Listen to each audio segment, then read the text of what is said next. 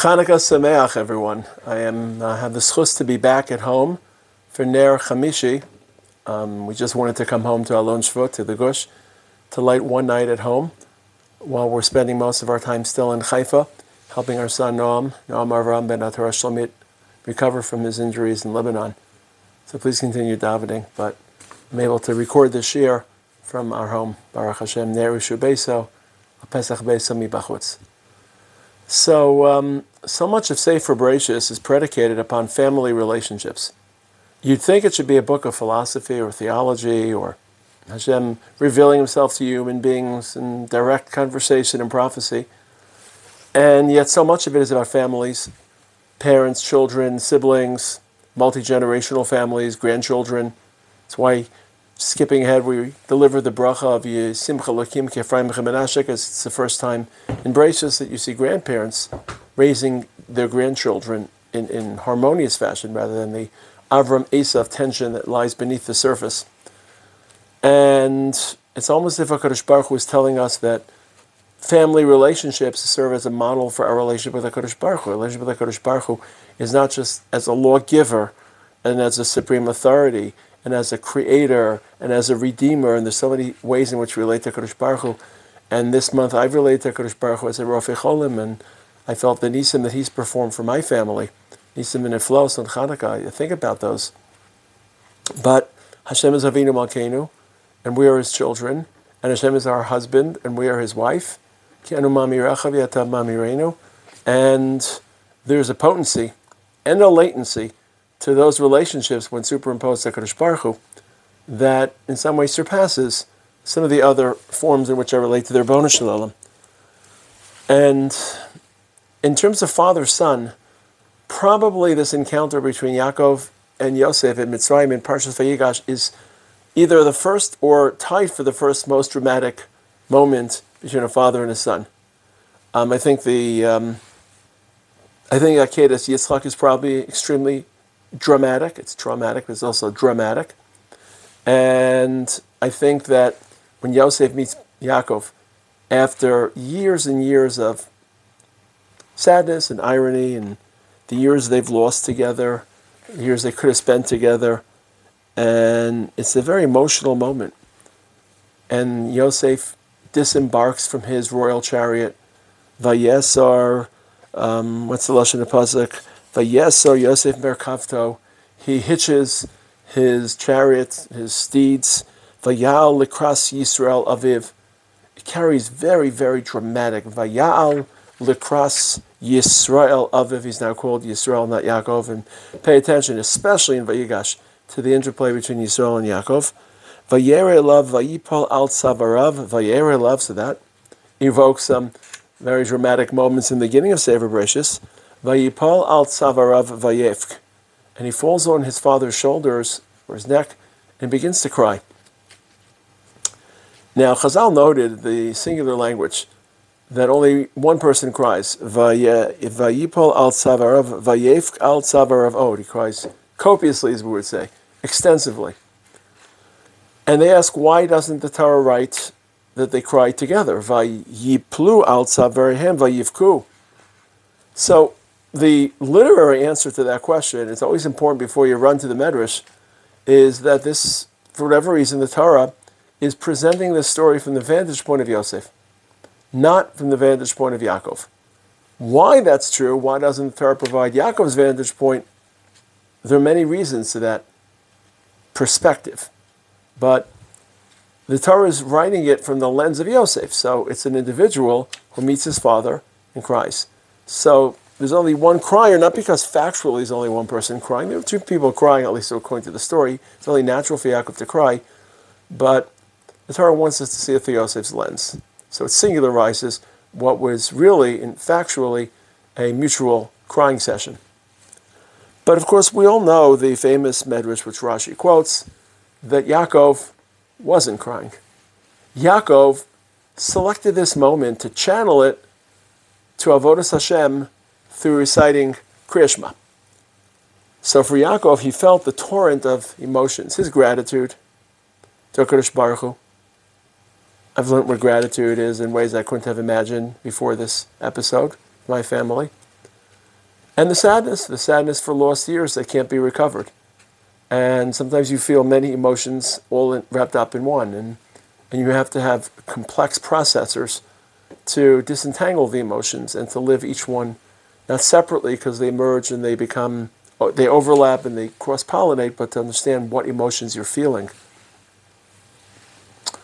And Yaakov feels gratitude and also frustration and trauma. Could you imagine all the years he and Yosef could have spent together, all the sugyos they could have learned since their last sugya of Eglah Rufas? Chazal say that was the last sugya they learned, and of course there's a great irony, because Eglah Rufas is the sugya in which a city is not punished, but at least has to atone for their lack of escorting visitors. Had they escorted the visitors, perhaps the visitors wouldn't have been attacked, wouldn't have been killed as they traveled from one city to another city. And Yaakov pretty much doesn't escort Yosef. That was not that he's expected to escort Yosef, but he sends him on a journey, Parshas Vayeshev, that is fraught with danger. And Yaakov wants to channel this moment. And it's a very stirring medrash. It's a very important medrash. There are moments in your life which are moments with a capital M and have to be channeled. And how do you flavor those moments with Avodas Hashem? So some of you who are listening may be single. You're not yet married. So one day, Mitzvah Hashem, you'll get married. And how do you turn that day from a day of happiness and joy, and maybe even a day of spirituality, but how do you feel Hashem's presence? What chumrah do you take? What minhag do you adopt? What family custom do you can't just let the day pass and let it be your happy wedding day in which you ride off in a limousine when everyone celebrates your wedding. It's a chance to stand for HaKadosh Baruch Hu and make a bold decision for life and to thank Him for helping you find a partner to live life with and to be in love with. If you're a first-time parent, how do you mark those moments? If you're a grandparent, how do you take the dramatic moments in life when your emotions run high and channel those highly and deeply felt emotions to HaKadosh Baruch Hu? There's a medrash somewhere, I don't know where it is. So,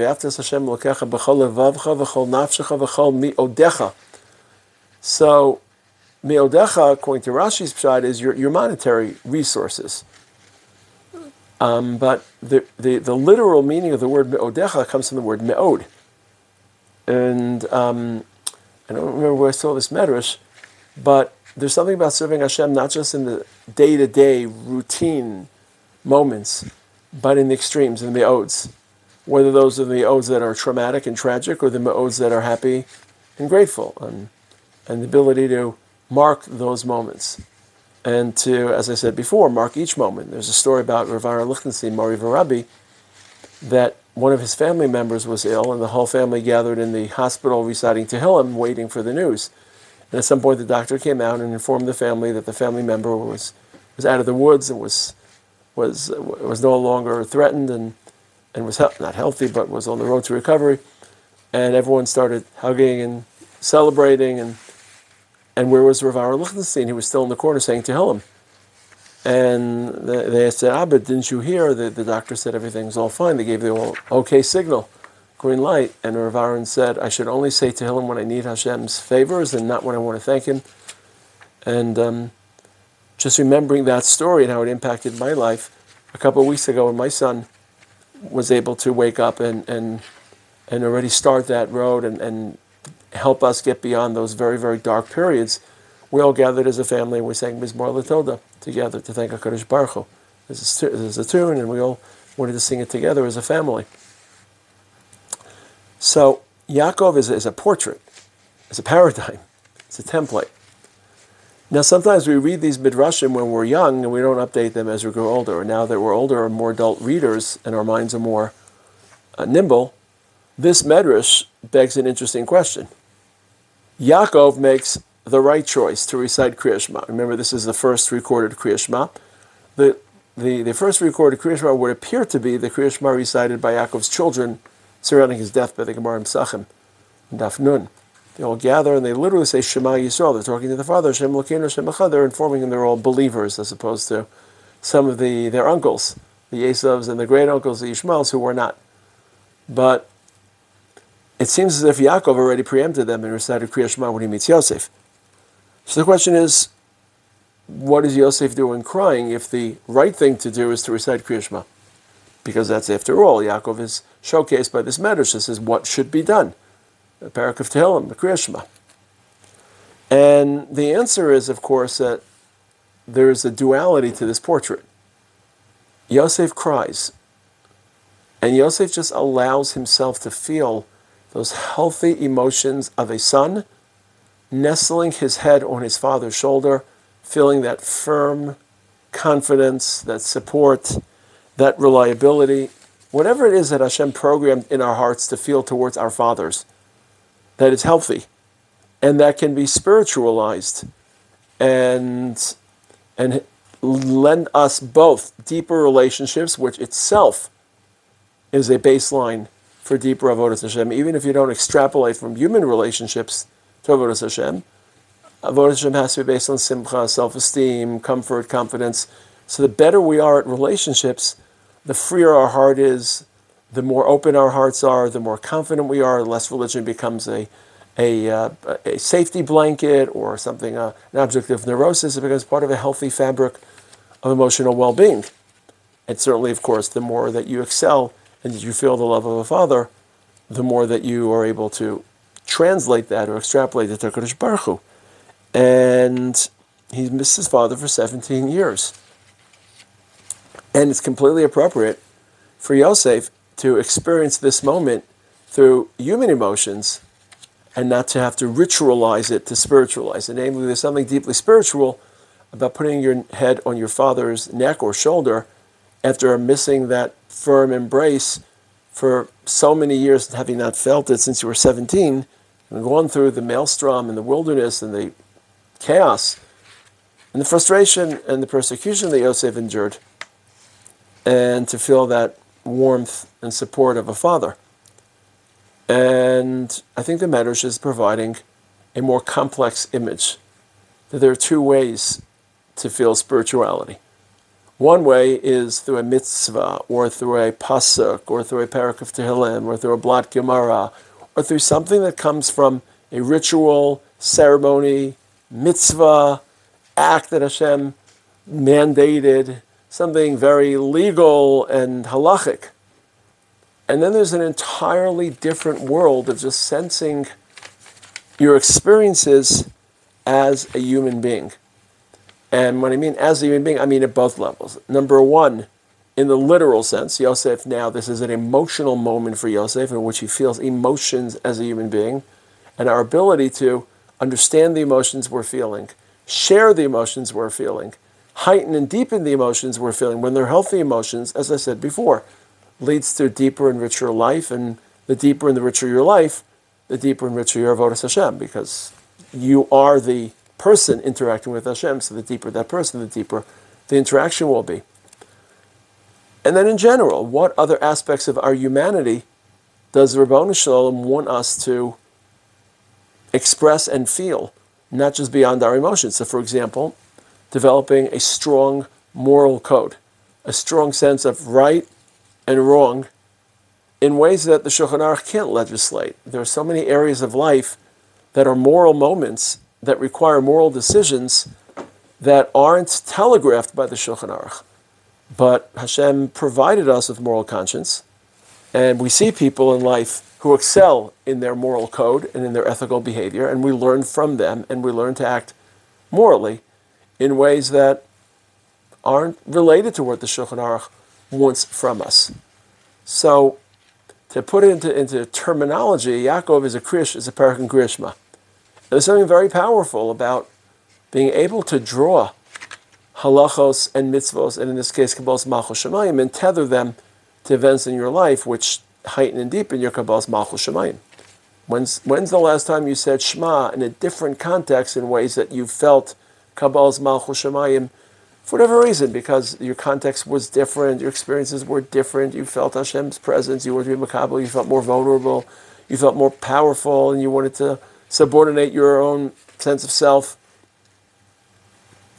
And Yosef is not a mitzvah. Yosef is a human being. Not to say that when you perform a mitzvah, you're not a human being. The goal is to fuse the two.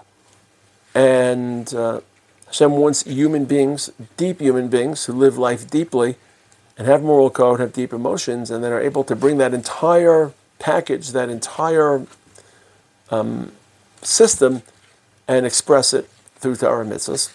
But not only, there are moments in which we're not learning Torah, moments we're not performing a mitzvah. So it's a contrast between Yosef and Yaakov, and I don't think the Medrash implicitly wants to weigh in on either. The Chiddush is that Yaakov wasn't crying, and that's why the pasuk, according to the Medrash, says only one person cried. Yosef was crying. Yaakov was reciting Kriya Shema. Yaakov ritualizes. Yosef spiritualizes without ritualizing. And we have to be able to navigate each of those types of experiences in each of those two moments. We have to be able to channel and muster the energy that life provides beyond the day-to-day routine. There's energy in our triumphs. There's energy, sad energy, in our suffering. How do we channel all that energy and corral it and infuse a mitzvah with it? Infuse Kabbalah's Malchus Shemayim in particular. And we also have to learn how to just feel emotions. There's something very deeply religious, especially in today's world, where family structures are under siege, where for all sorts of reasons, the schedules we lead, the screens we're addicted to. You're looking at a screen right now, so it's a little bit sanctimonious or hypocritical. The screens we're looking at, the pressures on family, for some, the rapid pace at which generations change. If you get family right, you're ahead of the game on many, many levels religiously. And if you get family wrong, you're behind. And as well as you'll perform the mitzvahs, those mitzvahs will be hollowed out because your emotion and your emotional well-being and your relationships are hollowed out. And at some point, you'll just detach your religion from relationships and from life. And detaching religion from life is when it becomes formulaic, artificial, and non-sustainable. Maybe for your life you can, for your dharma, but it's hard to pass over. It's hard to transition or transmit a religion that's detached from life to the next generation. So it's Parshas Mikei, it's Parshas Vayigash. I apologize, I've been on the road a lot, and I feel great to be able to speak to you from my room. And please keep davening for my son, and for, of course, all the Chayalim and all the Shivurei Lev and the Chatufim, and a Shabbat Shalom.